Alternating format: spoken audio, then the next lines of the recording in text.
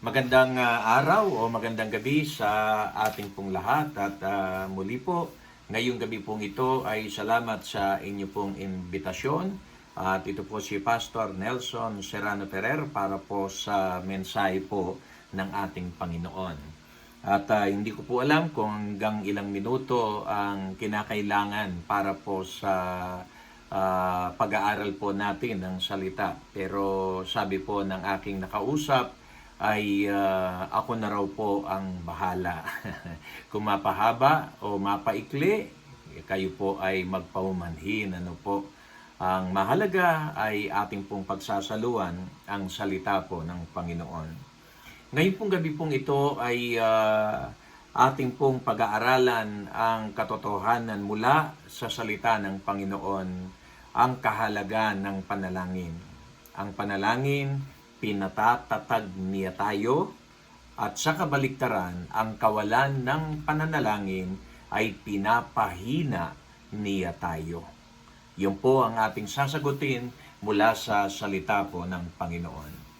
At bilang pong teksto ay ating pong tungayan ang sinasabi po ng Efeso chapter 6 verse 18. Ganito po ang sinasabi po ng salita ng ating Panginoon. Efeso chapter 6 verse 18. Napakaikli lang po ang nakasulat dito.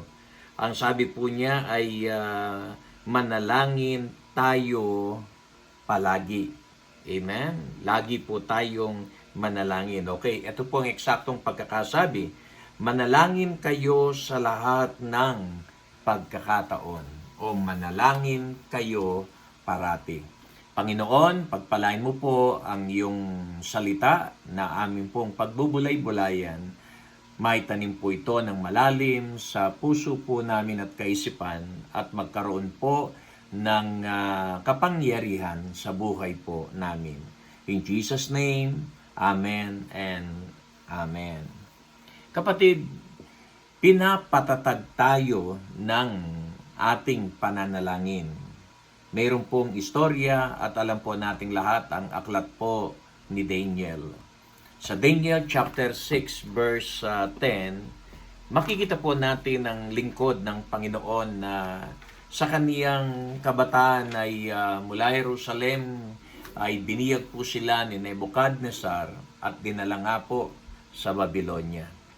At doon sa Babylonia, ang edad po niya noon marahil humigit kumulang, siya po ay teenager, 17 hanggang 18. Uulitin ko, ito po ay hindi po tiyak ang eksaktong edad niya pero hindi naglalayo sa gayong edad. Amen. And then doon po ay alam po natin na talagang itinaas nila ang pangalan ng Panginoon. Nailayo sila sa kanilang mga kapamilya, sa kanilang bayan, sa kanilang bahay-sambahan, pero sa kanilang puso, hindi natanggal ang kanilang pananampalataya sa ating pong Panginoong Diyos. Amen. And then, nakita po natin ang sabi po sa atin ng Bible dahil inaangat siya ng ating Panginoong Diyos. Ang Diyos kaya po tayong paunlarin, pasaganain, kahit sa lugar, amen, sa na dayuang lugar. Katulad po nito, sila'y bihag, amen, sila po ay nasa Babylonia, pero dahil ang Panginoon may kontrol ng lahat ng bagay, nakita po natin na ang kalooban pa rin ng Diyos ang pinapangyari.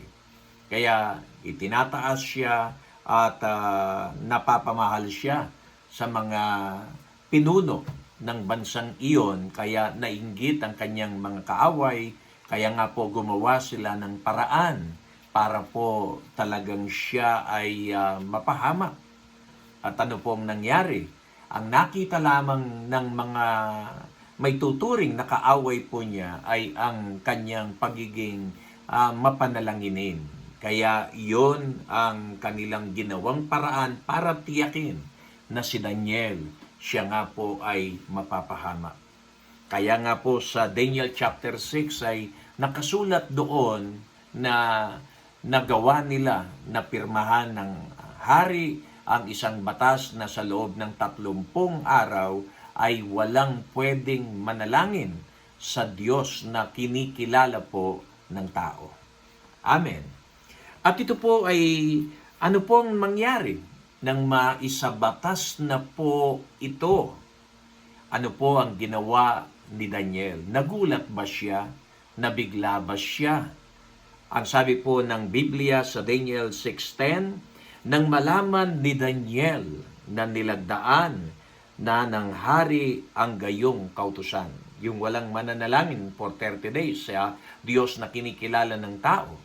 And then, ang parusa, itatapon po sila saan? Sa kulungan ng mga leon, na gutom na leon.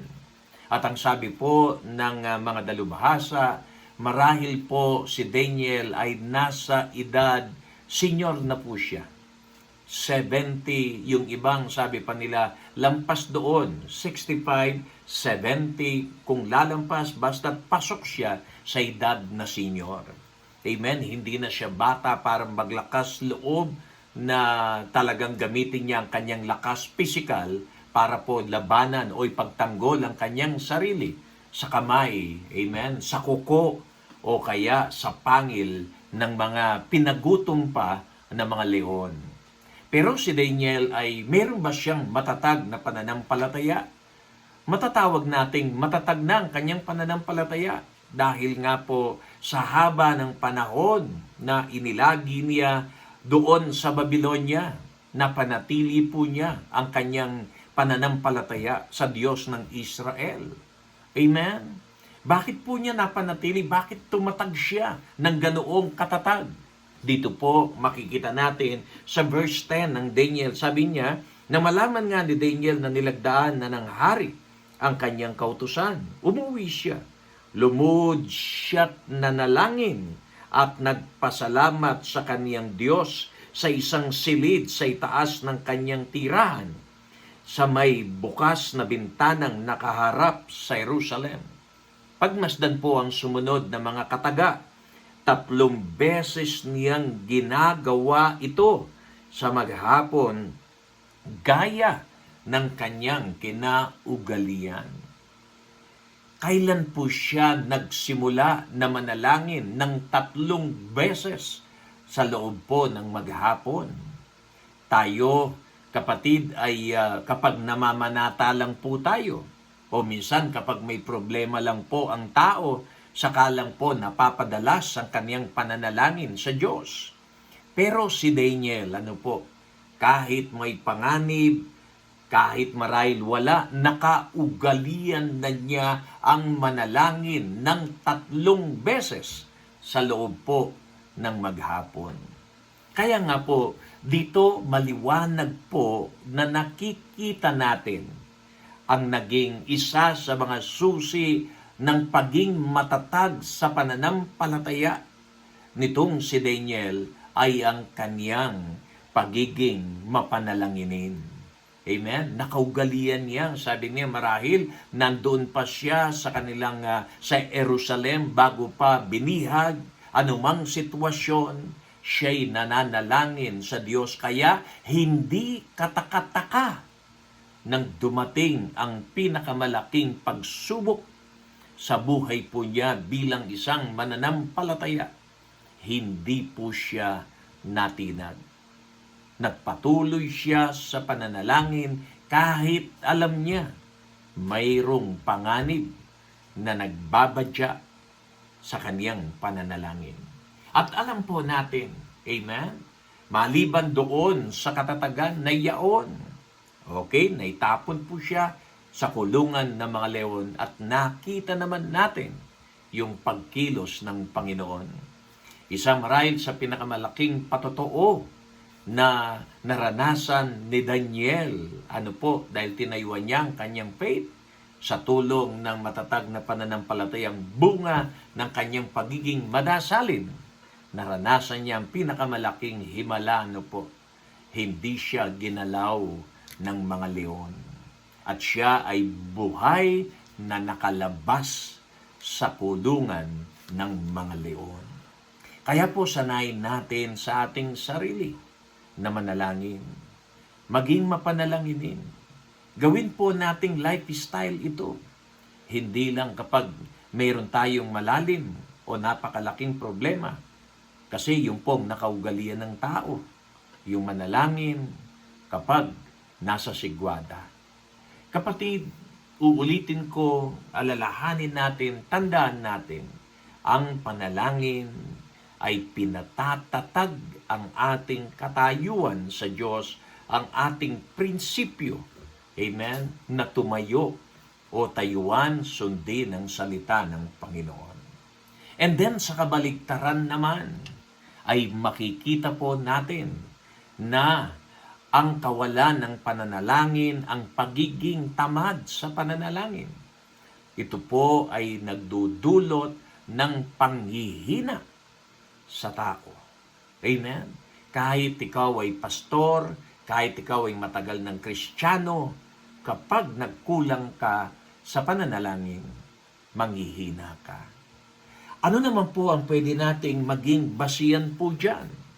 Ang sabi po ng Mateo chapter 26, ito po ay ang panahon ng ating Panginoong Jesucristo. Siya po ay hulihin, bago po yung ilang oras bago po hulihin ng Panginoon.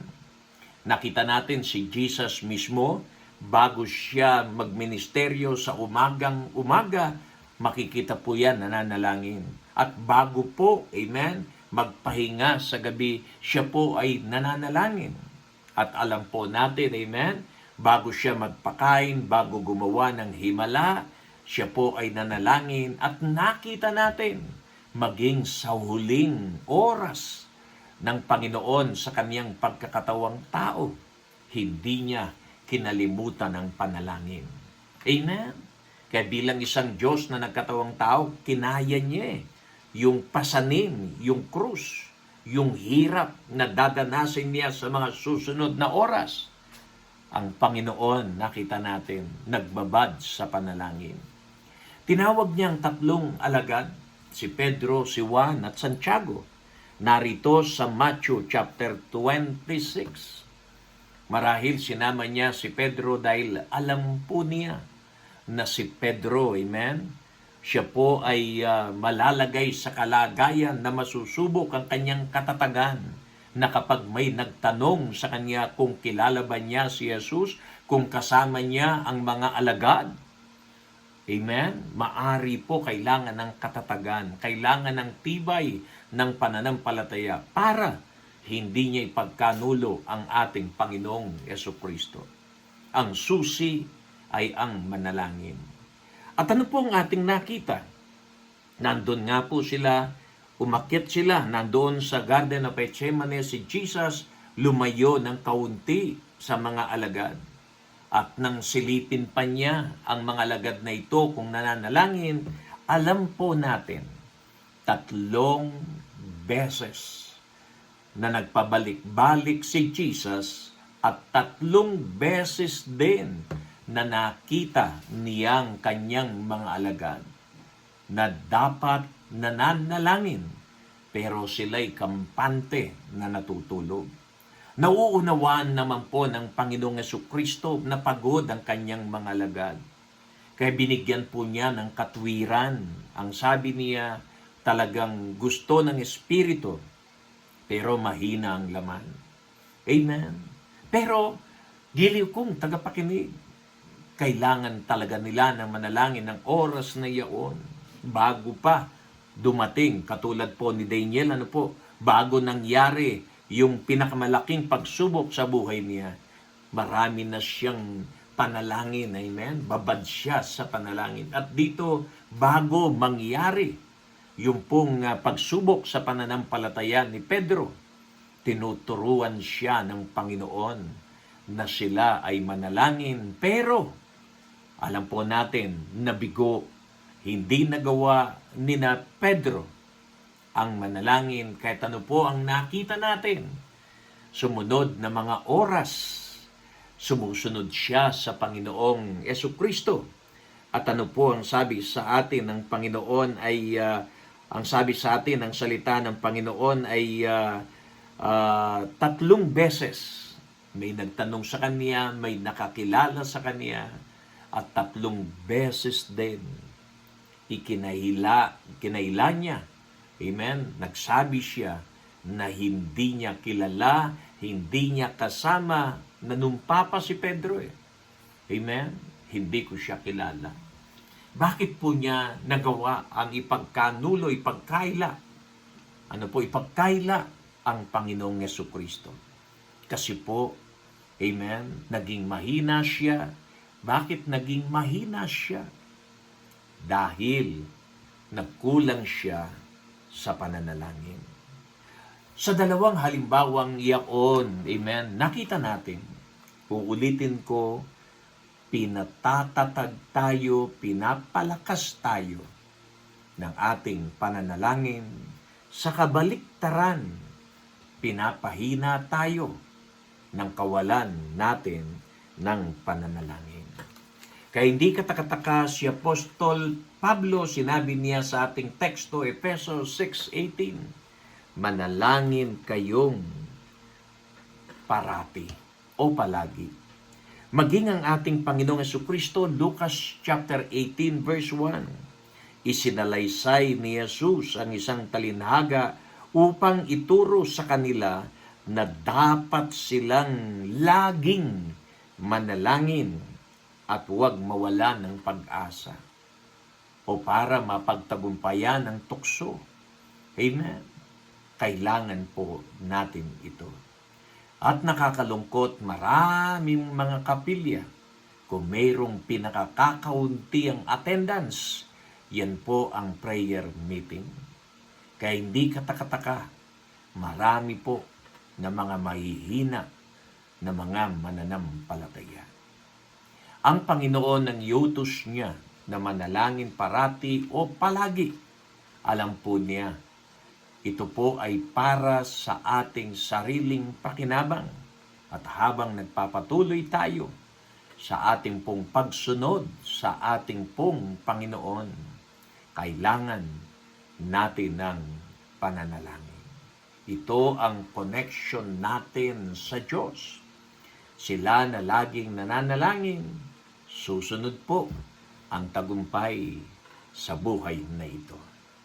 Kaya nga po, giliw kong tagapakinig, nawa may natutunan tayo at hindi lang natutunan na karagdagang impormasyon ang ating pong narinig sa mga sandaling ito. Kung hindi pa naman, sana may apply natin sa buhay natin para sa matatag na buhay Kristiyano. Tayo po ay manalangin. Dakilang Diyos, salamat sa iyong mensahe. Tinuruan mo kami para maging matatag sa buhay pananampalataya, para maging matatag sa aming pong pagsunod sa iyo, para po maranasan tuloy-tuloy, Lord God, ang buhay Kristiyanong nagtatagumpay. Pagpalain mo po ang bawat isa na nakasama po namin sa pagbubulay ng iyong mga salita. Salamat po, sa iyo po ang papuri, sa iyo ang pasalamat. In Jesus' name, Amen and Amen. Muli po, ako po'y nag-iiwan sa inyo ng magandang araw at tuloy-tuloy lamang po tayo sa Panginoon.